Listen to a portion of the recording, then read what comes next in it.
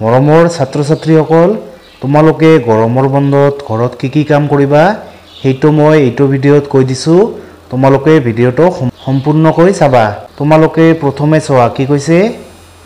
শিক্ষক অভিভাৱক সমাজৰ সক্ৰিয় ব্যক্তিৰ কৰণীয় প্ৰথমে কি কৈছে শিক্ষক পিতৃ মাতৃ অভিভাৱক তথা সমাজৰ সক্ৰিয় ব্যক্তিৰ তত্ত্বাৱধানত স্থানীয়ভাৱে কৰা পৰিকল্পনাৰ আধাৰত ভ্ৰমণ শিক্ষামূলক ভ্ৰমণ তথা পৰিয়ালকেন্দ্ৰিক ভ্ৰমণৰ ব্যৱস্থা গ্ৰহণ কৰিব মানে তোমালোকে গৰমৰ বন্ধত মানে কেইবাদিন ফুৰিবলৈ যাবা তাৰ পিছত কি কৈছে ছাত্ৰ ছাত্ৰীসকলক পিতৃ মাতৃ তথা অভিভাৱকৰ দৈনন্দিন কাম-কাজত সহায় কৰাৰ প্ৰতি উৎসাহিত হ'বলৈ অনুপ্ৰাণিত কৰিব মানে তোমালোকে ঘৰত তোমালোকৰ মা-দেউতাক বিভিন্ন কামত সহায় কৰিবা তাৰ পিছত কি কৈছে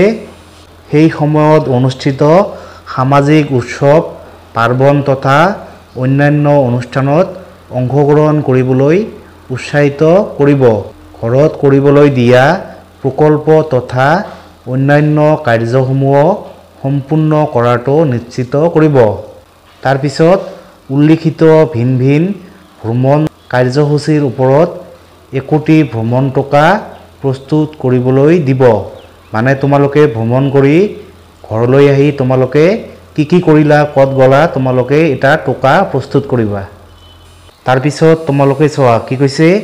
গ্ৰীষ্ম বন্ধত কৰিবলগীয়া কাম ক শ্ৰেণীৰ পৰা পঞ্চম শ্ৰেণী প্ৰথমে কি কৈছে শিক্ষকে জুন মাহৰ শেষৰ শ্ৰেণীৰ দিনটোত এই স্তৰৰ ছাত্ৰ ছাত্ৰীসকলক বন্ধৰ সময়ছোৱাত ঘৰত বিভিন্ন ধৰণৰ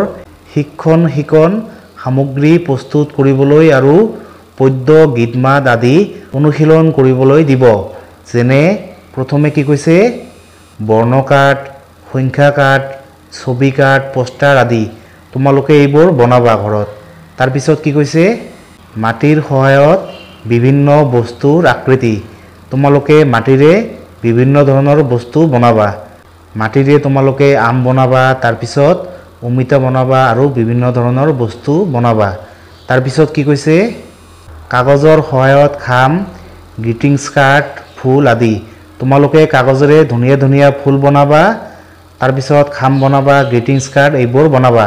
তাৰ পিছত কি কৈছে ভাল লগা বিষয়ৰ চিত্ৰাংকন তোমালোকে বজাৰৰ পৰা আৰ্ট পেপাৰ কিনি আনি ধুনীয়া ধুনীয়া ছবি আঁকিবা প্ৰাকৃতিক দৃশ্য তাৰ পিছত আৰু বিভিন্ন ধৰণৰ ছবি আঁকিবা তাৰ পিছত কি কৈছে